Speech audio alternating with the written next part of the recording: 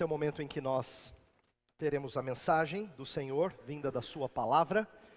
E os irmãos sabem que eu tenho feito nos últimos domingos exposições na carta que Paulo escreveu aos Colossenses.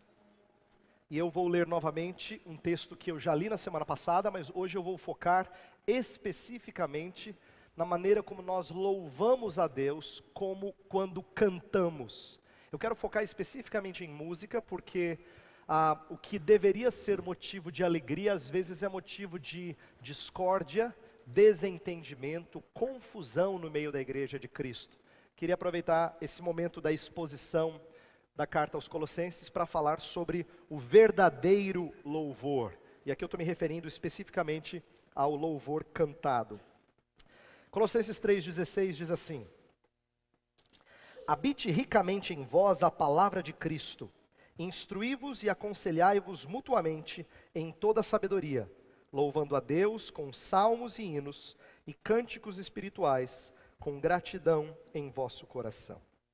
Vamos orar mais uma vez. Pai do céu, nós pedimos que o Senhor nos abençoe com iluminação e dá-nos edificação vinda da Tua palavra. Isto é, edifica-nos, constrói-nos, faz-nos crescer à medida que nós aprendemos como Te cultuar melhor. Em nome de Jesus é que oramos. Amém. John Piper tem um livro muito famoso sobre missões chamado Alegrem-se os Povos. E quem gosta de missões está preparado para ouvir alguma coisa do tipo: a igreja tem que evangelizar porque evangelização é a missão principal da igreja. Mas o John Piper, nesse livro, ele começa com uma ideia que eu diria bombástica, que choca quem gosta de evangelização e missões. Quando ele fala assim, que evangelização não é a função primordial da igreja. A função primordial da igreja é adoração. É pelo fato dos homens e mulheres não adorarem o Senhor, é que a igreja evangeliza. Mas o alvo, o objetivo final, é termos homens e mulheres adorando o Senhor. A adoração é tarefa primordial da igreja. John MacArthur, num sermão que ele pregou sobre Isaías 6, aquela visão em que Isaías tem do Senhor sentado num alto e sublime trono, ele faz uma observação interessante quando ele diz que no texto os serafins tinham 6 asas. E as 6 asas eram usadas da seguinte maneira: como eles estavam diante de um Deus santo e glorioso, que eles não podiam contemplar a glória diretamente, então o texto fala que com 2 asas eles cobriam o rosto, com 2 asas eles cobriam os pés, e com 2 asas voavam. Aí o John MacArthur faz uma observação muito interessante. Ele fala: 4 asas para adoração, 2 asas para serviço. Adoração sempre é primordial em relação ao serviço. Agora, por que eu estou fazendo essa comparação? Porque eu quero que você entenda que evangelização, serviço, de maneira geral, não são coisas desprezadas por Deus. São coisas importantes. Eu não estou dizendo que elas não têm o seu lugar, pelo contrário, elas são coisas essenciais à saúde da igreja. Mas é curioso nós observarmos que a Escritura nos dá dicas para a gente entender que, mais do que tudo, nós somos chamados para adorar a Deus. Nós somos eminentemente adoradores. Inclusive é o que a gente vai fazer para todo sempre, no novo céus e na nova terra. Nós vamos adorar o Senhor, porque nós fomos criados para adorá-lo. À medida que eu faço isso, eu quero que você entenda como a Bíblia trata muito de adoração, como a Bíblia trata de culto e da importância de culto na vida de quem se diz cristão. Eu disse já na semana passada que quem é agradecido, quem se diz agradecido a Deus, mas não o presta culto, não é agradecido a Deus. Eu falei isso explicitamente. Você pode dizer com toda a força: não, eu agradeço toda manhã a Deus. A sua gratidão não é recebida por Deus, ponto final. Não é recebida por Deus, porque Ele não aceita gratidão de boca para fora, que não seja acompanhada de culto. Ele não aceita. A forma primordial de expressarmos nossa gratidão a Deus é através de culto. Então, a Bíblia trata de culto como sendo algo muito importante. Por exemplo, o Antigo Testamento tem 40 capítulos para falar do tabernáculo. Ela fala do tabernáculo muitas vezes. E do tabernáculo era o lugar, era a tenda onde o povo judeu, o povo hebreu, se reunia para prestar culto a Deus. Ela tem detalhes de como deveria ser o lugar de culto, porque Deus está muito preocupado com a precisão e a santidade na adoração. Então o lugar de adoração era destacado. Sempre o templo e o tabernáculo estiveram em posição marcante, central, visível para o povo, porque o povo tinha que olhar sempre para o lugar de culto e saber que aquele era o lugar mais importante do acampamento de Israel. Metade de tudo que a Bíblia fala acerca de culto, porém, e aqui vem a parte triste, mas necessária, é uma condenação do falso culto. A Bíblia traz muitas histórias e recomendações e leis sobre falso culto. Por exemplo, o primeiro homicídio acontece depois de um culto. A história de Abel e Caim são dois prestando culto a Deus, um é recebido por Deus e o outro não é. E daí brota inveja e Caim mata Abel. É culto que está sendo prestado ali, um verdadeiro, o outro falso. Lembra da história do bezerro de ouro? O povo está andando no deserto, Moisés aparentemente sumido, o povo não vê Deus, eles constroem um Deus, eles fazem uma imagem, e a Bíblia é contundentemente contra qualquer imagem. Contundentemente contra. Por quê? Porque isso é falso culto. Nadab e Abiú são dois sacerdotes que trazem fogo de fora para dentro do lugar de adoração e são mortos por causa da profanação. Várias histórias bíblicas são erradas, são exemplos de castigo de Deus porque profanam o culto. Os dois primeiros dos 10 mandamentos são sobre culto. O primeiro tem a ver com adorar o Deus verdadeiro e o segundo tem a ver com adorar o Deus verdadeiro de maneira correta. Por isso que fala não fazer imagem de escultura, de nada que está no céu, acima do céu, sobre Deus, acerca de Deus. Portanto, culto, e o culto errado, errôneo, não aceitável por Deus, não aceitado por Deus, é algo que está presente em todas as Escrituras. E é importante que nós conversemos sobre isso, porque nós temos problemas quanto a culto nas nossas igrejas, nos templos de hoje em dia. Vou dar um exemplo para destacar algo que nós perdemos o rumo totalmente. Nós tanto perdemos o rumo que hoje em dia você tem cantores evangélicos que são comercializados. Eles fazem shows e eles têm hits de sucesso. Isso é uma contradição. Show é um exibicionismo. Você não pode exibir-se diante de outros. O termo é impróprio porque se alguma coisa tem que ser demonstrada, que é o show, é Deus e a sua glória. Mas a gente inverteu as coisas quando nós trazemos ideias e práticas de fora do cenário da igreja para dentro da igreja, e a gente faz uma versão cristã ou evangélica de coisas lá fora, como se isso fosse aceitável diante de Deus. E isso é profanar o culto. Por isso que eu queria gastar tempo nessa manhã falando do louvor verdadeiro. E foi assim que eu intitulei a mensagem. Por quê? Porque existe louvor que não é aceitado por Deus, não é aceitável a Deus. Eu quero, portanto, falar de louvor. É claro que quando eu falo de louvor, quando a palavra louvor é usada na Bíblia, ela não é sempre sinônimo de música, e eu preciso explicar isso. Mas no texto que a gente está estudando, o texto fala assim: louvando a Deus com salmos, hinos e cânticos espirituais, com gratidão em vosso coração. Esse louvando aqui, no grego, é um termo sempre associado à música. Por isso que eu quero tratar no restante da mensagem sobre o louvor cantado. Existem outras formas de nós louvarmos. Quando eu pedi para o Renan nos conduzir em oração, nós oramos louvando a Deus. Mas eu quero falar especificamente do louvor cantado, porque a Bíblia fala muito disso. A Bíblia tem muito a falar sobre música. Curiosamente, outros tipos de arte, embora possam fazer parte da vida do crente, não fazem parte do culto público. A Bíblia não explicita coisas do tipo escultura, pintura, teatro, dança. Essas coisas não são comumente parte do culto público.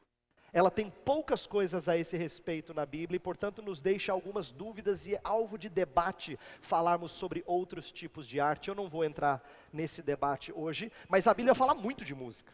Fala tanto de música que de música dá para falar vários sermões, de tanto que ela fala de música, de tanto que tem música nas Escrituras. Agora, lembrando que quando eu falo de louvor, quando eu falo de culto, eu quero que você entenda que culto, louvor, a adoração, sempre é algo que se dá ao Senhor. Quer ver um exemplo? Quando os 3 reis magos vieram do Oriente para adorar o menino Jesus, como é que eles adoraram o menino? Com presentes. Porque culto, adoração, sempre envolve dádiva, entrega. Por que isso é importante? Eu já usei essa ilustração antes e eu vou repetir aqui. Cultuar é como dar um presente para Deus. Quando a gente dá um presente para Deus, a gente procura o gosto de Deus, não o nosso. A gente procura agradar quem recebe o presente, não quem dá o presente. Por isso que é importante a gente aprender a cultuar a Deus de maneira correta. E eu vou falar de 5 coisas ligadas ao louvor cantado nessa manhã. 5 coisas. Vou falar de pré-requisitos, objeto, parâmetro, motivação e procedência do louvor. Eu vou repetir cada uma com cuidado se você quiser anotar daqui a pouco. Mas antes de falar desses 5, deixa eu só explicar um pouquinho o contexto que a gente vem falando na carta de Colossenses, carta de Paulo aos Colossenses. Paulo está falando sobre a Bíblia fazer parte da vida do cristão. O começo do verso que a gente leu fala, habite ricamente em vós a palavra de Cristo. A ideia é de que a Bíblia não pode ser só algo que a gente conhece mais ou menos, ela tem que fazer morada e tem que ser abundante. Habite ricamente, a ideia é de que você tem que conhecê-la bem. Quem não conhece a Bíblia bem, dificilmente adora a Deus de maneira devida. Então, se você é alguém que se julga não conhecedor da Bíblia, mas acha que ama a Deus, você tem que conhecê-la mais. Você não demonstra verdadeiro amor para com Deus se você não quer ouvir o que Deus fala. É contraditório. Não faz sentido. Você não ama a Deus. Nenhuma esposa, nenhum marido seria convencido de que o cônjuge a ama, o cônjuge o ama, a cônjuge o ama, se não se ouvissem. Se fechasse os ouvidos para o que o outro fala. Portanto, louvar a Deus de maneira apropriada, verdadeira, requer nós tenhamos a palavra de Deus habitando ricamente nos nossos corações. E aqui no texto está falando de coisas que a palavra faz que nos ajudam no louvor. Por exemplo, fala de instrução, de aconselhamento. Instruí-vos e aconselhai-vos mutuamente. A ideia é de que a palavra de Deus ela produz essas coisas. Ela produz bom ensino, ela produz bom conselho e ela pode fazê-lo mediante o louvor cantado. Olha que interessante.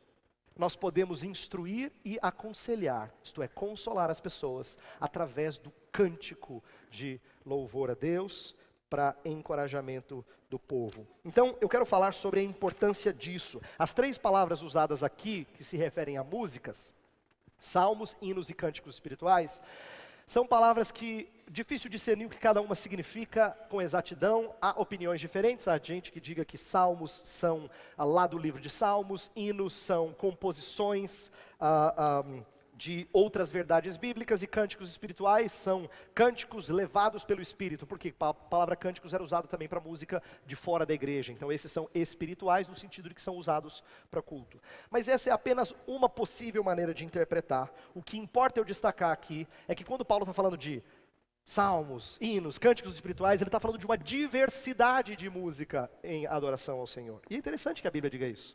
Por quê? Porque ela permite, e a gente vai ver o que a Bíblia permite nos fazer em relação à música, e uma delas é diversidade de cânticos, diversidade de louvor cantado, salmos, hinos e cânticos espirituais. Então eu quero falar agora das 5 coisas que eu disse que eu ia tratar nessa manhã, e eu chamei de 5 marcas do louvor verdadeiro.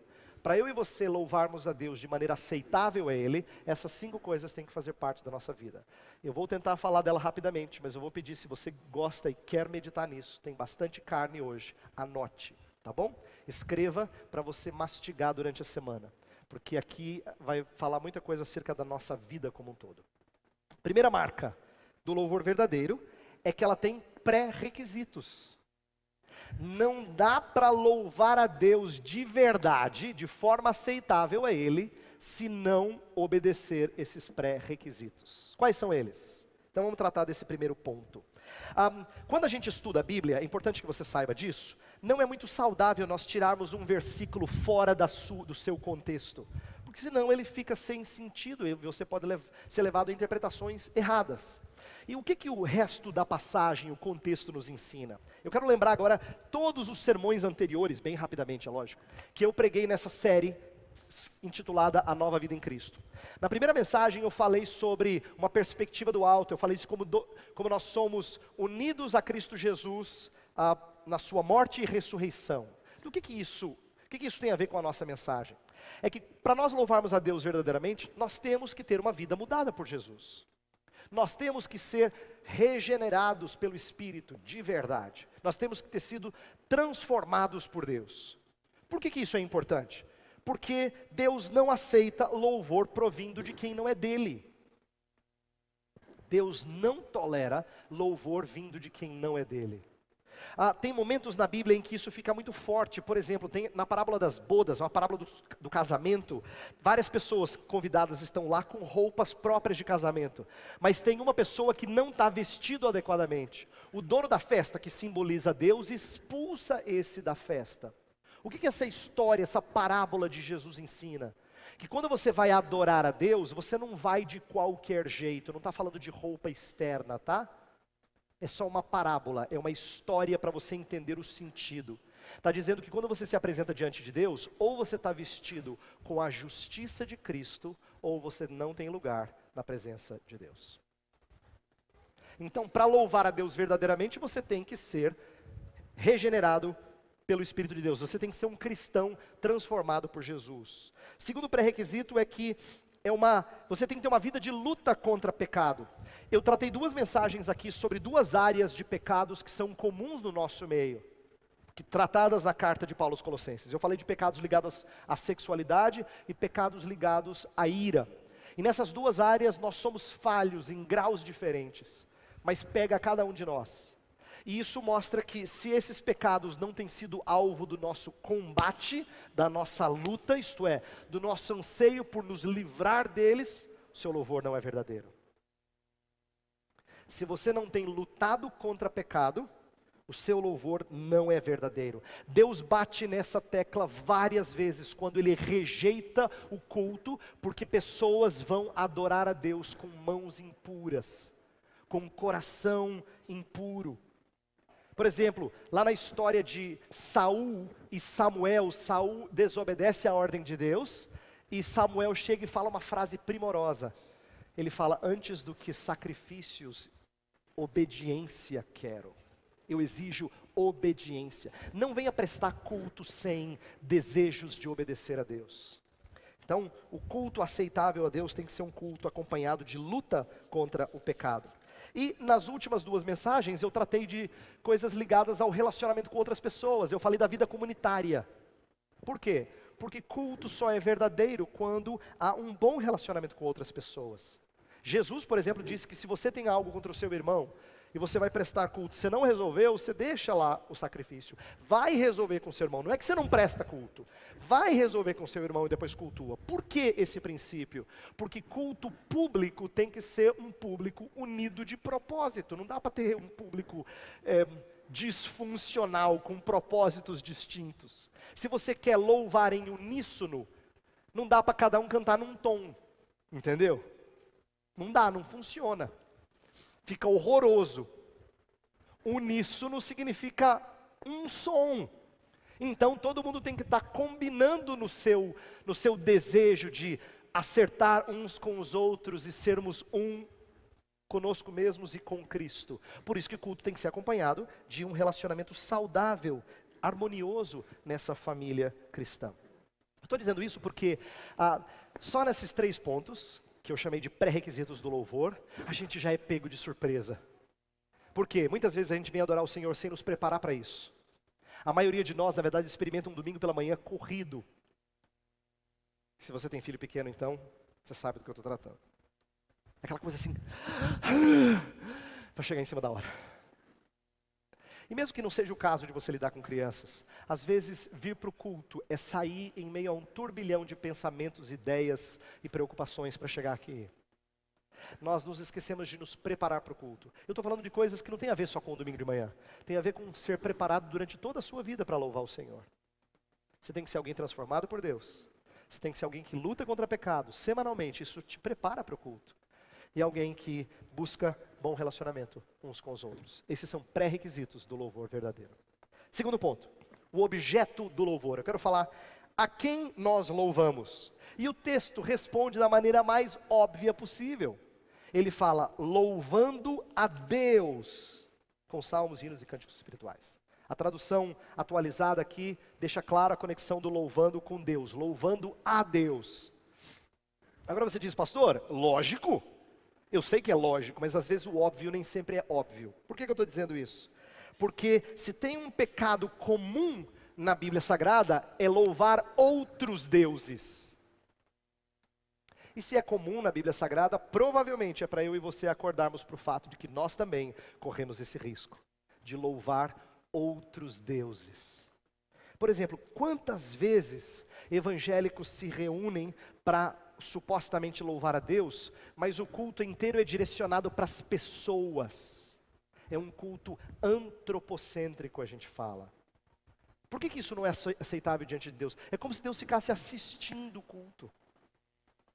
Isso está totalmente errado. Deus não é um mero passivo telespectador. Ele faz parte do culto. Na verdade, ele atua no culto. E se ele não é o principal ator nesse drama do culto, então está errado. Está totalmente errado. Está tudo invertido. Deus precisa ser visto como alguém que participa ativamente. Eu disse no começo do nosso culto aqui, antes de nós lermos o texto, que esse não é um lugar que parece lugar de culto. Mas quando o povo de Deus se reúne, nós cremos que Deus está aqui nos conduzindo em adoração. Ele é quem é o principal ator nessa bela história de culto a Ele. Agora eu estou dizendo isso por quê? Porque às vezes as pessoas acham que adorar a Deus de maneira aceitável é adorar com sinceridade de coração, com espontaneidade, com criatividade, e que isso, Deus gosta do louvor sincero. É verdade que sinceridade de coração é importante, mas sinceridade de coração nunca deveria ser superior a, por exemplo, os atributos de Deus, a santidade de Deus. Você não pode ser espontâneo na frente do juiz. Espontâneo desrespeitosamente. Sua espontaneidade tem limites, não tem? Isso acontece diante de Deus também. Deus é santo, santo, santo. Todas as vezes que o santo Deus é adorado, ele é adorado com temor, portanto não é de qualquer jeito. A gente não se aproxima dele bem à vontade. Nós nos aproximamos dele com intimidade que nós não temos nem com nossas esposas e maridos, nem com os nossos melhores amigos, porque há coisas que você nunca contou para eles, mas Deus sabe. Então você se aproxima de quem te conhece melhor que ninguém, então é intimidade, mas não significa irreverência. Nós louvamos a Deus e a pessoa de Deus precisa estar sempre diante de nós, não o que os outros estão ouvindo de nós, não o medo do que os outros vão pensar, mas o próprio Deus. E eu vou dizer por que é importante eu bater nessa tecla no óbvio. Porque quando Deus não é o objeto do nosso louvor, às vezes ele se ausenta dos lugares de adoração. Biblicamente, isso aconteceu. Há momentos em que Deus fala que ele não ouviria o que eu e você iríamos proferir. Em Isaías capítulo 1, versículo 15, ele fala que ele não daria ouvidos. Em 1 Samuel 4, a arca da aliança é tirada do povo, e isso é visto como a grande e profunda tristeza, porque a ausência da arca da aliança significava a ausência de Deus. Era frustrante para o povo. Nós não queremos que Deus fique ausente desse lugar. Portanto, louvor verdadeiro é coisa muito séria. Terceiro ponto. O parâmetro do louvor. Qual é o parâmetro do louvor? E esse é um ponto primordial aqui. Eu quero gastar um pouquinho mais de tempo nele.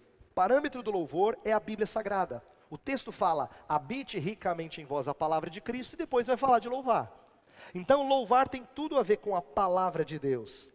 Esse foi um marco da reforma protestante desde o seu início.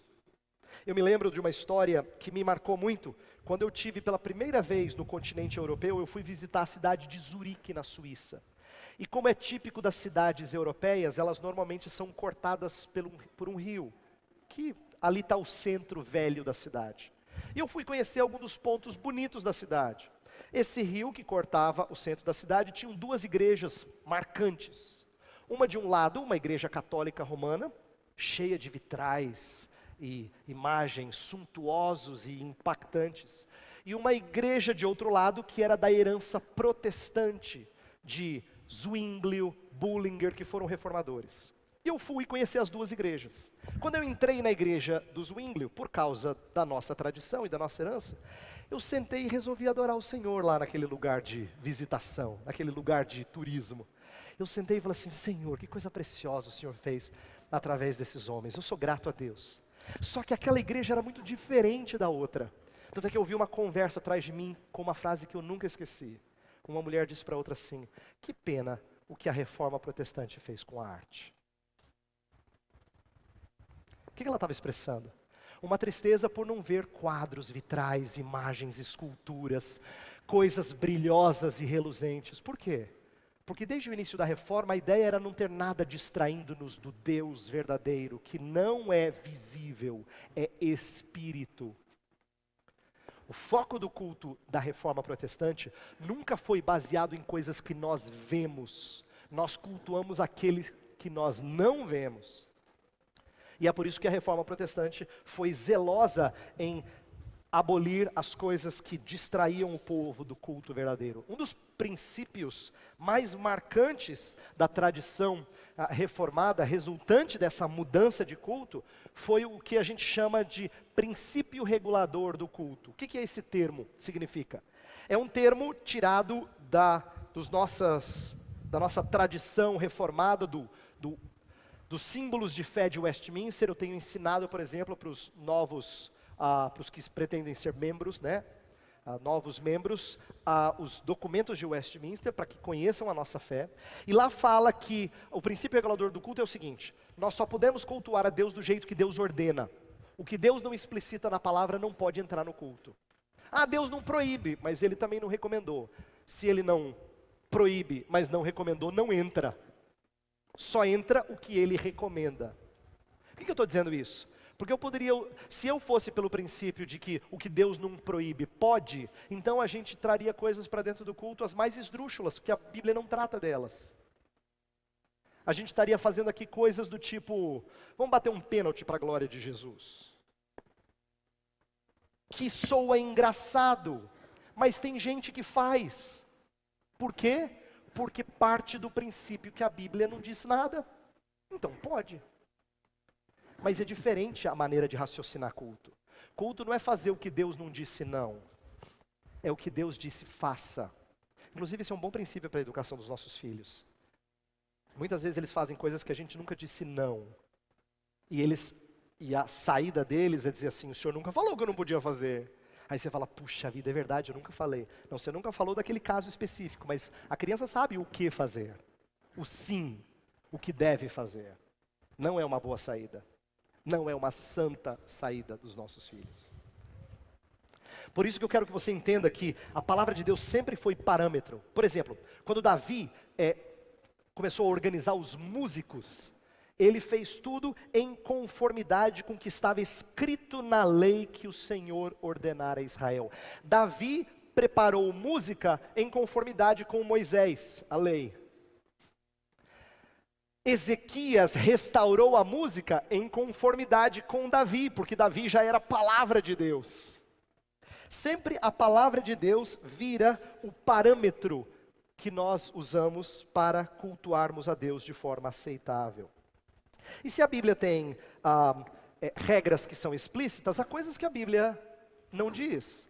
E a Confissão de Fé de Westminster sabiamente diz que pela razão, isto é, pelo entendimento da palavra e pela prudência cristã, a gente deduz o que convém e o que não convém. Por exemplo, a Bíblia não fala de ritmo, a gente não sabe qual ritmo deve ou não deve ser usado. A Bíblia não entra nisso. E se não entra nisso, ela não só não proíbe, mas não recomenda nenhum, então ritmos melodias, ritmos, harmonias, são uma questão de prudência cristã. Por exemplo, eu tenho aprendido que boa música sempre é música coerente. Isto é, música em que a melodia, a harmonia e o ritmo combinam com a letra que está sendo cantada. Eu já dei esse exemplo antes em escola dominical e eu vou repetir. Não dá para expressar arrependimento em ritmo de samba. Não dá. É muito alegre para expressar a tristeza de alma. Mas também não dá para cantar a alegria está no coração triste, porque é rock. É alegre. É fruto de um coração efusivo de gratidão para com Deus. Por que eu estou dizendo isso? Porque músicas precisam ser coerentes com o que nós cremos e com aquilo que elas dizem, sempre em conformidade com a palavra de Deus. E o que a palavra de Deus nos orienta sobre música? Eu quero fazer algumas aplicações para a nossa igreja. A palavra de Deus não diz só coisas genéricas do tipo, podem ser usados instrumentos, que deve ter música no culto, mas ela até dá alguns exemplos interessantes que podem nos instruir. Por exemplo, música não é só usada para instrução, mas também ela causa impressão no povo de Deus. Isso é um negócio muito interessante. Ela não só serve para instruir, mas para impressionar o povo de Deus. Por exemplo, tem momentos em que os reis, em reforma aceitável a Deus, como foi o caso do rei Ezequias, conduziu levitas a tocarem músicas que dessem um senso de majestade, e o povo todo se curvou. Música instrumental sendo usada para preparar o coração do povo para aquele momento. Isto é, compungindo o coração deles para aquele momento. Assim como tem momentos em que pessoas cantam e outros não. Então, há espaço na Bíblia para canto não congregacional.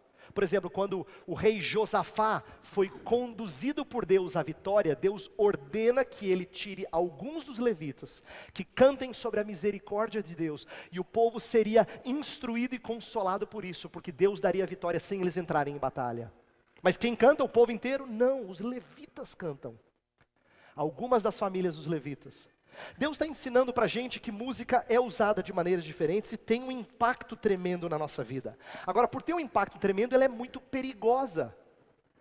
Porque música é daquele tipo que grava de tal forma que se não presta, você não consegue tirar da cabeça, não é verdade?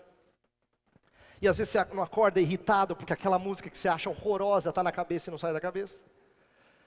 Música tem esse poder. E por ter esse poder, nós temos que tratá-la com cuidado, com zelo, em conformidade com o parâmetro que é a palavra de Deus. Por isso que eu estou falando disso e quero que você entenda como a Bíblia sempre tem que ser o manual para o qual a gente volta e aprende como é que eu uso música com cuidado, mas com a legitimação do nosso Senhor e Deus. Quarto ponto que eu quero destacar, qual é a motivação do louvor? E aqui nesse texto, a motivação do louvor é a gratidão. O texto fala assim, louvando a Deus com salmos, hinos e cânticos espirituais, com gratidão. Quer dizer, a gratidão é o que nos impulsiona a louvar. Os que louvavam a Jesus sempre eram motivados pela gratidão, pois Jesus os havia abençoado de alguma maneira. Por exemplo, o primeiro sermão que eu preguei na minha vida foi um sermão sobre a história dos 10 leprosos. E o que impressiona naquela história dos 10 leprosos é que 9 certamente não ficaram agradecidos. Ficaram alegres, mas não ficaram agradecidos. Porque dos 9, nenhum volta. Só um dos 10 volta para agradecer a Jesus. E ele pergunta, cadê os outros 9? Porque louvor verdadeiro sempre brota do reconhecimento de que o que você tem vem de outro. Portanto, eu presto gratidão a outro. Não é meu, não foi produzido por mim. Eu devo isso a outra pessoa. Portanto, aqueles que eram impactados por Jesus e ficavam agradecidos a Ele, não deixavam de louvá-lo. Você lembra histórias no Novo Testamento, nos Evangelhos, em que Jesus falava assim, não fale nada. Eles conseguiam? Não.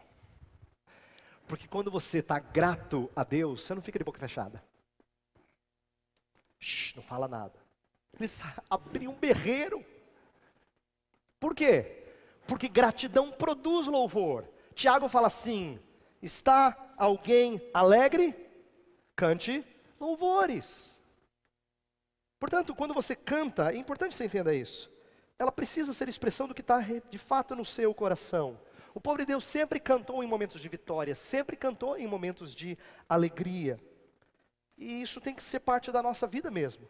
Quando a gente canta aqui de manhã, todo domingo, a gente gasta algum tempo cantando músicas, não é para você só cumprir tabela. É para você dizer assim: Senhor, a despeito das lutas que eu tenho enfrentado, eu sou grato ao Senhor. É por isso que eu estou aqui cantando. Eu sou grato ao Senhor. E eu quero cantar com alegria. Último ponto, e nós vamos encerrar. Eu quero falar por último da procedência do louvor. Louvor procede do coração. Finalzinho do verso fala: louvando a Deus com gratidão em vosso coração. Louvor não é somente de lábios, mas ele vem de dentro. Inclusive Deus critica o louvor que vem só de lábios e não combina com o coração. Lá em Isaías 29 ele fala especificamente isso: este povo se aproxima de mim, com a sua boca e com seus lábios me honra, mas o seu coração está longe de mim. Então o louvor a Deus precisa vir de uma preocupação maior do que só com o externo. Será que ficou boa a música? Será que ficou artisticamente bela? E tem que ser mais do que isso. Que Deus nos guarde contra o perigo de ter uma forma boa, mas um coração errado. Que Deus nos dê a procedência correta do louvor a Ele. Louvor sempre foi algo que procede do coração. E eu queria que essa fosse uma oração sua. Que você não fizesse só mecanicamente, mas com um coração dedicado ao Senhor. Concluo, portanto, dizendo que pré-requisitos do louvor são necessários. Uma vida mudada por Jesus, luta contra o pecado, comunhão com os irmãos. Os pré-requisitos. Segundo lugar, o objeto correto do louvor é necessário. Você tem que louvar a Deus, não pode estar focado em outra coisa, em mais ninguém a não ser o Deus verdadeiro. Terceiro lugar, precisa ser acompanhado do parâmetro que é a Bíblia Sagrada. Parâmetro é a própria palavra e não a cultura ao nosso redor. Além disso, precisa ter a motivação certa, que é a gratidão a Deus. Em quinto lugar, precisa ter a devida procedência, que é do fundo do nosso coração e não somente de lábios. Por que eu me preocupei em falar sobre isso? Porque a gente canta sempre. Eu gosto de música demais. Imagino que vários de vocês gostem também. Nossos lábios têm que estar repletos de louvor verdadeiro. Eu espero que essa seja uma preocupação sua. Louvar a Deus e louvar bem. Louvar verdadeiramente. Nós vamos cantar um hino que pede isso a Deus. Vou pedir para a Cláudia se colocar a postos e nós vamos cantar um hino que fala: seja louvado, Deus. O Senhor é onipotente, prodígios obra. Olha como é importante reconhecer quem é Deus para louvá-lo devidamente. O texto do hino fala: onipotente, prodígios obra, sempre clemente, sempre fiel, seja louvado esse Deus supremo. Vamos ficar em pé e vamos louvar o Deus verdadeiro.